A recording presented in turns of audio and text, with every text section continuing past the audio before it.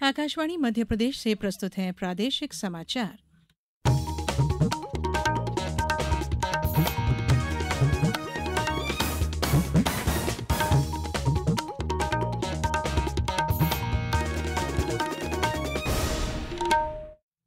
नमस्कार, समाचारों के साथ मैं धारणा सचदेव। सबसे पहले इस बुलेटिन के मुख्य समाचार। प्रधानमंत्री ने कहा कि भारत में काम की गति और उसके स्तर की प्रशंसा दुनिया भी कर रही है। मुख्यमंत्री डॉक्टर मोहन यादव ने प्रधानमंत्री नरेंद्र मोदी से मुलाकात कर दी राज्य की विभिन्न परियोजनाओं की जानकारी। भारत ने इंग्लैंड को 106 रनों से हराकर श्रृंखला में बराबरी की और पश्चिमी विक्षोभ से बदला प्रदेश का मौसम, फिर लौटेगी ठंड। अब समाचार विस्तार से। प्रधानमंत्री नरेंद्र मोदी ने आज लोकसभा में राष्ट्रपति द्रौपदी मुर्मू के संसद के दोनों सदनों के समक्ष अभिभाषण पर धन्यवाद प्रस्ताव पर चर्चा का जवाब दिया। प्रधानमंत्री ने कहा कि भारत की मजबूत अर्थव्यवस्था को दुनिया देख रही है। विश्व भारत में काम की गति और उसके स्तर की प्रशंसा कर रहा है। उन्होंने विश्वास व्यक्त करते हुए कहा कि एनडीए सरकार के अगले कार्यकाल में भारत दुनिया में तीसरी बड़ी अर्थव्यवस्था बनेगा। उन्होंने कहा कि यह मोदी की गारंटी है। श्री मोदी ने कहा कि राष्ट्रपति ने अपने अभिभाषण में भारत के उज्जवल भविष्य के लिए 4 मजबूत स्तंभों पर हम सब का ध्यान केंद्रित होने की बात कही और उनका यह सही आकलन है कि देश के 4 स्तंभ जितने ज्यादा मजबूत होंगे, देश उतना ही विकसित और समृद्ध होगा। प्रधानमंत्री ने आलोचना करते हुए कहा कि पिछले कुछ वर्षों में देश की उपलब्धियों की विपक्ष ने अनदेखी की है। मुख्यमंत्री डॉक्टर मोहन यादव ने आज नई दिल्ली में प्रधानमंत्री नरेंद्र मोदी से मुलाकात की। उन्होंने प्रधानमंत्री को राज्य की विभिन्न परियोजनाओं की जानकारी दी। वहीं एक बैठक में मुख्यमंत्री ने 1 मार्च को उज्जैन में विक्रमोत्सव, महाशिवरात्रि और नगर गौरव दिवस भव्य रूप में मनाए जाने के निर्देश दिए हैं। इस मौके पर व्यापार मेला और इन्वेस्टर समिट भी आयोजित होगी। व्यापार मेले का समापन 9 अप्रैल को शिव ज्योति अर्पण कार्यक्रम के साथ किया जाएगा। इन आयोजनों से उज्जैन में पर्यटन के साथ रोजगार के अवसर बढ़ेंगे। सांस्कृतिक आयोजनों में प्रसिद्ध अभिनेत्री और नृत्यांगना हेमा मालिनी और पार्श्व गायक जुबिन नौटियाल और अमित त्रिवेदी के कार्यक्रम भी प्रस्तावित हैं। भारतीय प्रशासनिक सेवा के वरिष्ठ अधिकारी संजय जाजू ने आज नई दिल्ली में सूचना और प्रसारण मंत्रालय के सचिव का पदभार संभाला। उन्होंने अपूर्व चंद्रा से कार्यभार लिया, जिन्हें स्वास्थ्य और परिवार कल्याण सचिव नियुक्त किया गया है। जबलपुर के डुमना एयरपोर्ट से 2 शहरों के लिए विमान सेवा प्रारंभ हो रही है।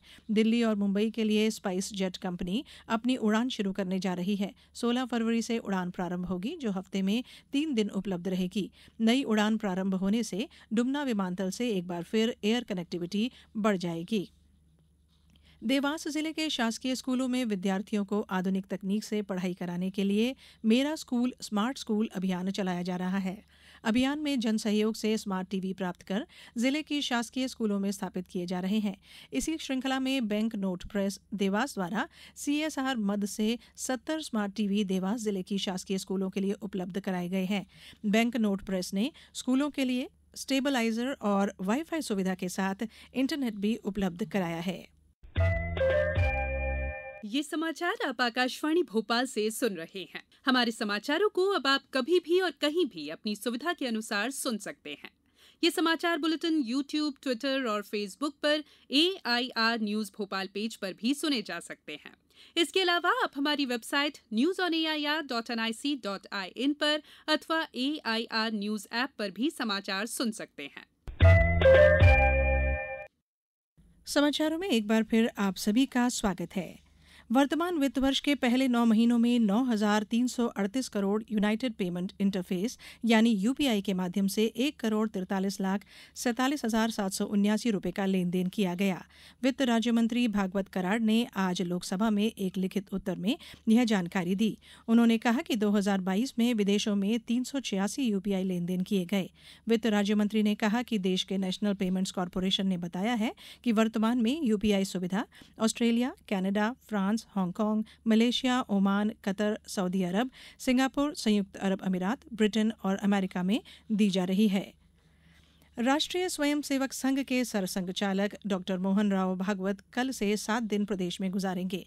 वे यहां मुख्य रूप से 3 प्रांत मालवा, मध्य भारत और महाकौशल के संघ पदाधिकारियों और मुख्य कार्यकर्ताओं, प्रचारकों की बैठक लेंगे। साथ ही विविध संगठनों के स्वयंसेवकों के साथ भी अलग से विमर्श करेंगे। केंद्रीय नागर विमानन और इस्पात मंत्री ज्योतिरादित्य सिंधिया आज अशोकनगर में 3 दिवसीय जिला स्तरीय राज्यसभा सांसद खेल प्रतियोगिता के समापन समारोह में शामिल हुए।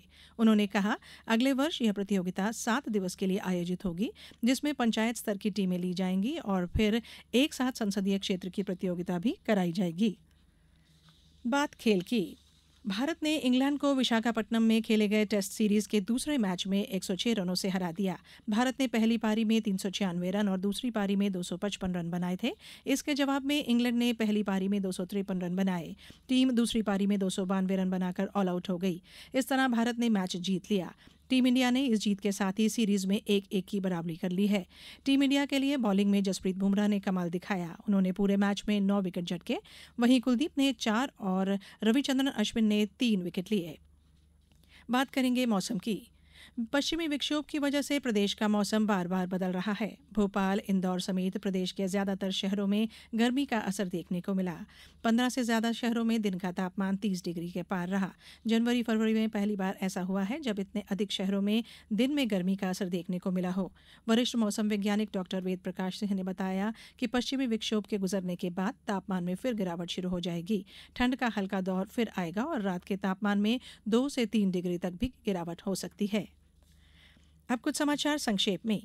प्रदेश में स्वास्थ्य विभाग द्वारा जनवरी माह में 147 अनुकंपा नियुक्ति प्रकरणों को निराकृत कर 139 पात्र व्यक्तियों को नियुक्ति प्रदान की गई है। खरगोन जिले में विधानसभा चुनाव 2023 के दौरान 4 मतदान केंद्रों के पीठासीन अधिकारियों द्वारा मॉक पोल में लापरवाही बरते जाने पर इन अधिकारियों की एक वार्षिक वेतन वृद्धि रोकने के आदेश दिए हैं। रतलाम में कल से कक्षा 12वीं की परीक्षा शुरू होगी। परीक्षा के लिए 60 केंद्र बनाए गए हैं। परीक्षा में 11,244 परीक्षार्थी शामिल होंगे। इनमें 7,801 नियमित और 3,443 प्राइवेट विद्यार्थी शामिल हैं। खरगोन में 10 फरवरी को सामुदायिक स्वास्थ्य केंद्र भगवानपुरा में स्वास्थ्य शिविर का आयोजन किया जा रहा है। इस शिविर में इंदौर के वरिष्ठ और विशेषज्ञ चिकित्सक अपनी सेवाएं देंगे। बैतूल कलेक्टर ने अधिकारियों से कहा कि मुख्यमंत्री हेल्पलाइन के प्रकरणों की कुल संख्या संतोषजनक नहीं है। उन्होंने कहा कि एक सप्ताह में यह आंकड़ा 80% के पार दिखना चाहिए। गुना जिले में कक्षा 10वीं के बोर्ड के हिंदी विषय की परीक्षा के लिए कलेक्टर द्वारा नियुक्त किए उड़न दस्ता दल और प्रेक्षकों द्वारा आवंटित किए गए परीक्षा केंद्रों का सतत निरीक्षण किया गया। और आगरमालवा जिले के सुसनेर क्षेत्र में टीबी मुक्त अभियान के तहत 25,000 से अधिक लोगों को BCG टीका लगाने के लिए चिन्हित किया गया है। अंत में बुलेटिन के मुख्य समाचार एक बार फिर। प्रधानमंत्री ने कहा कि भारत में काम की गति और उसके स्तर की प्रशंसा दुनिया भी कर रही है। मुख्यमंत्री डॉक्टर मोहन यादव ने प्रधानमंत्री नरेंद्र मोदी से मुलाकात कर दी राज्य की विभिन्न परियोजनाओं की जानकारी। भारत ने इंग्लैंड को 106 रनों से हराकर श्रृंखला में बराबरी की। और पश्चिमी विक्षोभ से बदला प्रदेश का मौसम, फिर लौटेगी ठंड। इस बुलेटिन में इतना ही। अनुमति दीजिए। नमस्कार।